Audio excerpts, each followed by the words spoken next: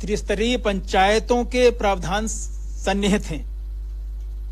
धारा 243 के अंतर्गत इन पंचायतों के निर्वाचन का पर्यवेक्षण, निदेशन तथा नियंत्रण राज्य निर्वाचन आयोग के अधीन है। झारखंड राज्य अंतर्गत त्रिस्तरीय पंचायत निकायों तथा ग्राम पंचायत, पंचायत समिति एवं जिला परिषद के निर्वाचित सदस्यों का कार्यकाल वर्ष 2020 के माह दिसंबर में समाप्त हो चुका है। झारखंड पंचायत राज अधिनियम 2001 की धारा क्रमशः 25, 46 एवं 61 के उपबंधों के अनुसार यद्यपि इन निकायों की 5 वर्षों की अवधि के अवसान के पूर्व इनके गठन हेतु आम निर्वाचन कराया जाना अपेक्षित था, परंतु कोविड-19 जैसी महामारी के कारण इसमें विलंब हुआ। त्रिस्तरीय पंचायत निर्वाचन क्षेत्र हुए जो हमारे निर्वाचन क्षेत्र हैं, अधिनियम की धारा 138 के अंतर्गत कुल जिलों की संख्या 24 है, जिससे आप जानते हैं प्रखंडों की संख्या 264 है, ग्राम पंचायतों की संख्या 4345 है। तो इसमें जो ग्राम पंचायत के प्रादेशिक निर्वाचन क्षेत्रों की संख्या है, जिसको हम लोग रूरल वार्ड कहते हैं, जिसमें कैंडिडेट्स इलेक्ट किए जाएंगे, इलेक्शन जिनका होगा 53,479। ग्राम पंचायत की मुखिया जिनका चुनाव होगा 4,345। पंचायत समिति के क्षेत्रीय निर्वाचन क्षेत्रों की संख्या 5,341 और जिला परिषद के क्षेत्रीय निर्वाचन क्षेत्रों की कुल संख्या 536 है। इन सभी 4 विभिन्न प्रकार के पदों पर जो वोटर है वो उनको 4 प्रकार के मतपत्र मिलेंगे और वो इन पर वोट डालेगा। जो मतदाता सूची है वो 1 जनवरी 2022 को अर्हता तिथि मानकर जो 5 जनवरी 2022 को अंतिम रूप से भारत के निर्वाचन आयोग के द्वारा प्रकाशित की गई है और जिसमें हम लोगों ने उसका विखंडन करते हुए 14 फरवरी 2022 को जिसका अंतिम प्रकाशन किया है वो इसमें तैयार की गई है और अंतिम रूप से प्रकाशित की गई है, जिसमें कुल जो मतदाता हैं वो 1,96,16,504 है। 1,96,16,504 हैं, जिसमें पुरुष मतदाता 1,70,721 हैं, महिला मतदाता 95,45,702 हैं और अन्य में 81 मतदाता हैं। मतदाताओं की पहचान के लिए एक आईडी जरूरी होती है, जिसके लिए हम लोगों ने 12 प्रकार के दस्तावेज निर्धारित किए हैं। इन दस्तावेजों की सूची हम आपको इस प्रेस कॉन्फ्रेंस के पश्चात उपलब्ध कराएंगे, जो आपको दस्तावेज मिलेंगे जिसमें कि जिसको ले जाकर वोटिंग की जा सकती है। जो हमारे मतदान केंद्र हैं वो भी उनका भी अंतिम प्रकाशन हुआ है। कुल मतदान केंद्र 53,480 हैं, 53,480, जिसमें संवेदनशील 22,961 हैं और अति संवेदनशील 17,698 हैं। अवशेष 12,821 सामान्य श्रेणी के मतदान केंद्र हैं। इन मतदान केंद्रों में हम लोगों ने आधारभूत न्यूनतम सुविधाएं उपलब्ध कराने का निर्देश दिया है। पेयजल, शौचालय, रैंप और क्लस्टर सेंटर पर प्रकाश वगैरह की व्यवस्था जिले के समाहर्ता या उपायुक्त कराएंगे। जो मतदान दलों का गठन होगा, जो जिले के एम्प्लॉइज हैं, वो एक विशेष एप्लीकेशन सॉफ्टवेयर के माध्यम से रैंडमाइजेशन प्रक्रिया अपनाकर किया जाएगा। ये रैंडमाइजेशन प्रक्रिया 3 चरणों में होगी। पहले चरण में पात्र कर्मचारियों के अपेक्षाकृत व्यापक जिला डाटाबेस से न्यूनतम 120% की एक सूची का चयन किया जाएगा। फिर इस समूह को मतदान ड्यूटी के लिए ट्रेनिंग दी जाएगी। दूसरे चरण में इन ट्रेंड कर्मियों में से, प्रशिक्षित कर्मियों में से ऑब्जर्वर्स की उपस्थिति में रैंडम सिलेक्शन द्वारा वास्तविक मतदान दलों का गठन किया जाएगा। और तीसरे स्टेज में, तीसरे रैंडमाइजेशन में इन मतदान दलों के प्रस्थान के ठीक पहले रैंडम तरीके से उन्हें मतदान केंद्र आवंटित किए जाएंगे। जो चुनाव है, आपको मालूम है कि ये चुनाव जो एमएलए एमपी के चुनाव होते हैं वो ईवीएम से होते हैं, लेकिन इसमें मतपेटिकाओं का प्रयोग होता है, जिसको बैलेट बॉक्स कहते हैं, बैलेट बक्सा कहते हैं। तो इसमें 98,081 मतपेटिकाएं प्रयोग हो रही हैं जो बड़े साइज की हैं और 39,928 मतपेटिकाएं का प्रयोग हो रहा है जो छोटी साइज की हैं। इसमें जो माननीय उच्चतम न्यायालय ने 2013 में निर्णय दिया था, उसके अनुसार शपथ पत्र भी देना पड़ता है। वो देना अनिवार्य है सभी प्रकार के निर्वाचनों में। उसमें सुघोषणा पत्र और शपथ पत्र जो रहता है, उसमें जो निर्देश दिए गए हैं कि अभ्यर्थियों से अपेक्षित है कि वो सभी कॉलम को भरें। शपथ पत्र घोषणा पत्र में यदि कोई कॉलम खाली छोड़ा जाता है तो निर्वाची पदाधिकारी संबंधित अभ्यर्थियों को इस संबंध में एक नोटिस जारी करेंगे। ऐसे नोटिस के बाद भी यदि अभ्यर्थी सभी दृष्टिकोण से पूर्ण शपथ पत्र या घोषणा पत्र दाखिल करने में विफल रहता है तो स्क्रूटनी के समय, संवीक्षा के समय उसके नाम निर्देशन पत्र को अस्वीकृत किया जा सकेगा। एक कम्युनिकेशन प्लान हम लोगों ने बनाया है, संचार योजना बनाया है हर एक जिला में। ये उसका मतदान के दिन कारगर प्रयोग हो कि वो दूरसंचार विभाग के अधिकारियों एवं अन्य अग्रणी सेवा प्रदाताओं के प्रतिनिधियों के साथ समन्वय करें और नेटवर्क का स्थिति का आकलन करें और संचार के शेडो एरिया की पहचान करके ये कम्युनिकेशन प्लान बनाया गया है, जहां पर हमारा संचार नहीं हो पाता है बहुत दूरस्थ क्षेत्रों में, गांव में। सभी महत्वपूर्ण आयोजनों की वीडियोग्राफी कराई जाएगी और जिला पदाधिकारी इसके लिए पर्याप्त संख्या में वीडियोग्राफी दलों का गठन करेंगे। इस वीडियोग्राफी में सिर्फ नाम निर्देशन करना, उनकी स्क्रूटनी करना ये तो शामिल ही है। प्रचार अभियान के दौरान जो महत्वपूर्ण बैठकें होंगी, सभाएं होंगी, जुलूस निकलेगा, उसकी भी वीडियोग्राफी करना आवश्यक होगा।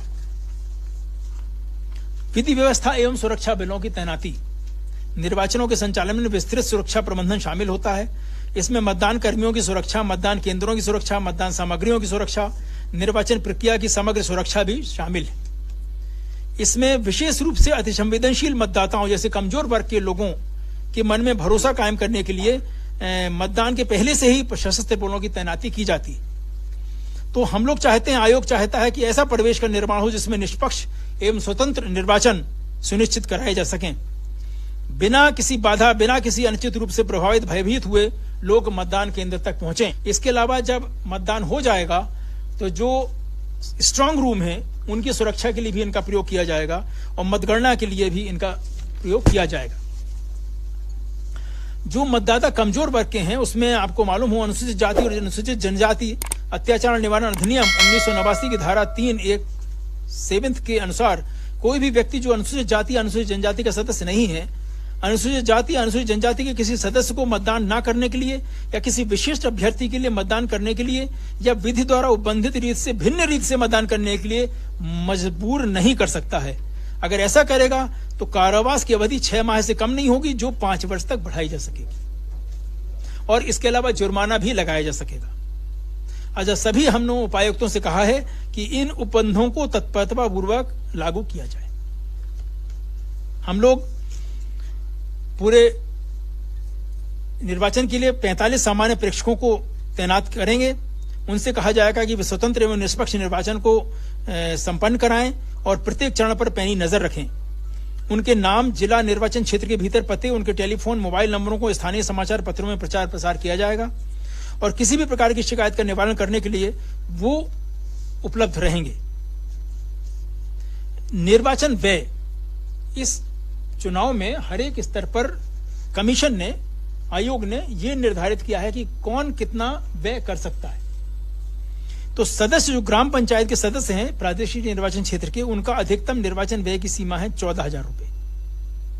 जो ग्राम पंचायत की मुखिया हैं उनके निर्वाचन व्यय की सीमा है 85,000, 85,000 रुपए। जो पंचायत समिति के सदस्य हैं उनकी आय की सीमा, व्यय की सीमा है, एक्सपेंडिचर लिमिट 71,000, 71,000 रुपए। और जो जिला परिषद के क्षेत्रीय निर्वाचन क्षेत्र के सदस्य हैं उनकी सीमा है 2,14,000 रुपए। तो इनके अनुश्रवण पे, इस पे निगरानी रखने के लिए हम लोग उड़नदस्तों का, निगरानी दलों का गठन करेंगे और हम लोग 45 व्यय प्रेक्षक, एक्सपेंडिचर ऑब्जर्वर्स की नियुक्ति कर रहे हैं। इसके समय हम लोगों ने यह भी कहा है, स्पेशली उत्पाद शुल्क विभाग को कहा है और पुलिस को कहा है कि इसलिए ध्यान दिया जाए कि मादक पदार्थों का उत्पादन, वितरण, बिक्री, भंडारण पर विशेष निगरानी रहे। पेड न्यूज के बारे में एक सेल बनाया गया है हर एक जिला में और इस पे मीडिया प्रमाणन और अनुवीक्षण समिति निगरानी रखेगी और इस पर कार्रवाई की जाएगी। सभी अधिकारियों से अपेक्षा करता है आयोग कि वो कर्तव्यों का निष्पक्ष रूप से बिना किसी भय या पक्षपात के निर्वहन करें और इस दौरान जितने भी पदाधिकारी कर्मचारी हैं वो निर्वाचन के दौरान उन्हें आयोग की प्रतिनियुक्ति पर माना जाएगा। आदर्श आचार संहिता, इस निर्वाचन की घोषणा के साथ ही पूरे राज्य में आदर्श आचार संहिता तत्काल प्रभाव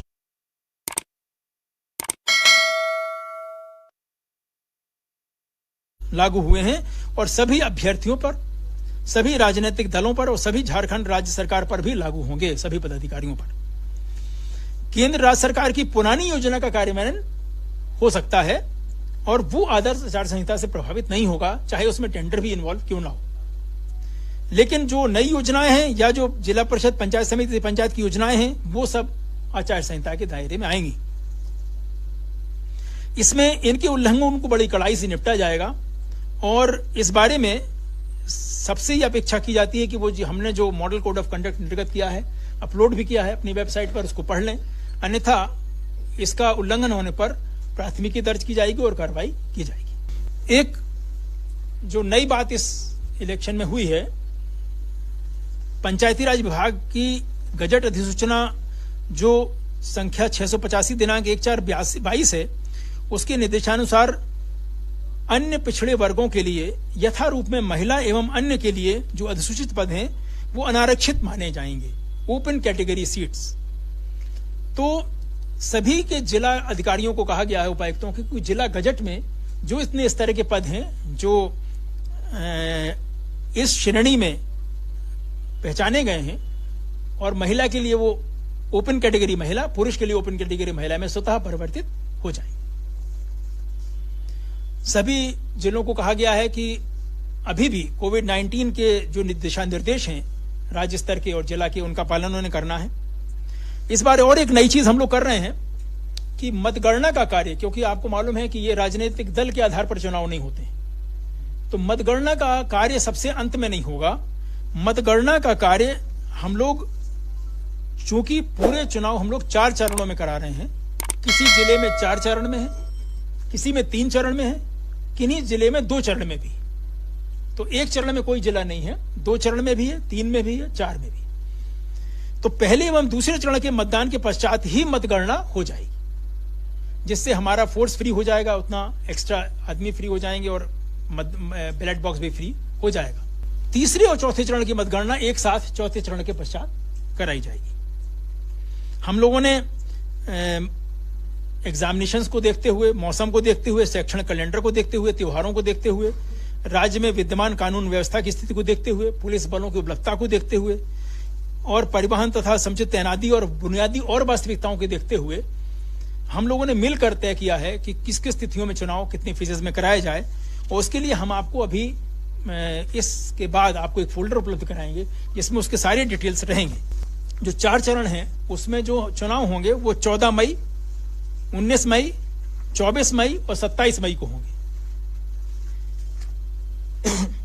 लेकिन जो पहला चरण है 14 मई का, उसका जो सूचना का प्रकाशन है प्रपत्र 5 में, संबंधित जिले पदाधिकारी वो 16 अप्रैल को निकाल देंगे, प्रकाशित करेंगे। क्योंकि बाकी प्रक्रिया चलेगी, जैसे मैं एक उदाहरण के लिए बताता हूं, बाकी चरणों में भी ऐसे ही होगा। 16 अप्रैल को जिला निर्वाचन पदाधिकारी प्रपत्र 5 में निर्वाचन की सूचना का प्रकाशन करेंगे। 23 अप्रैल तक नाम निर्देशन करने के लिए अंतिम तारीख होगी, ये पहले चरण का है। और सभी चरणों की तिथियों का मैं आपको पूरा विवरण इसके पश्चात उपलब्ध करा दूंगा। ये नाम निर्देशन जो होगा 11 बजे पूर्वाह्न से लेकर 3 बजे अपराह्न तक होगा। इसके पास स्क्रूटनी जिसको कहते हैं, समीक्षा, 25 अप्रैल और 26 अप्रैल को स्क्रूटनी की जाएगी, समीक्षा की जाएगी। नाम वापस लेने की तारीख है 27 अप्रैल और 28 अप्रैल। निर्वाचन प्रतीक आवंटन, जो अलॉटमेंट ऑफ सिंबल्स होता है, जिसका ऑर्डर निकला हुआ है, वो किया जाएगा 29 अप्रैल को। ये पहले चरण के बारे में कह रहा हूं। और मतदान होगा 14 मई को। बीच में प्रचार के लिए समय जो दिया जाता है, कैनवेसिंग पीरियड जो कहते हैं, इसकी मतगणना 17 मई को हो जाएगी। इसी प्रकार से द्वितीय चरण, तृतीय चरण और चतुर्थ चरण की तिथियां निर्धारित की गई हैं, जिसको हम आपको अवगत कराएंगे। इस प्रेस कॉन्फ्रेंस के बाद आप लोगों को जो सूचना दी जाएगी उसमें वो सभी चीजें आप देखिएगा।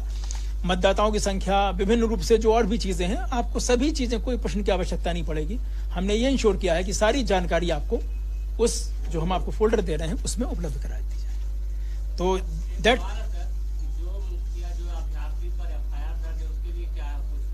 इसमें जिनको भी आयोग के द्वारा चुनाव लड़ने से प्रतिबंधित किया गया है वही लोग ही प्रतिबंधित हैं।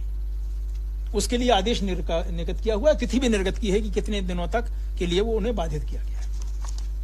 मैं आदर्श आचार संहिता की प्रतिलिपि अपने यहां अपलोड करा देता हूं। इसमें सारे डिटेल्स दिए हुए हैं कि मंत्री क्या करेगा, वो क्या करेगा। आप एक 20 क्वेश्चन हैं इसके। नई योजनाओं की घोषणा नहीं होगी, लेकिन आप उसको पढ़ लीजिए और पढ़ने के बाद अगर कोई आपको कंफ्यूजन हो तो जरूर हम लोगों के पदाधिकारी हैं क्लियर, क्योंकि उसमें एक नहीं बहुत सारे पॉइंट्स हैं और वो मैं अपलोड करा दे रहा हूं और सबको दिलवा दे रहा हूं। कितने लोग प्रतिबंधित है पूर्व से? वो जिला वार अलग अलग संख्या है, क्योंकि संख्या बहुत ज्यादा है। कुछ लोगों को प्रतिबंधन से मुक्त भी किया गया है। ठीक है, और कुछ बात करनी है आपको?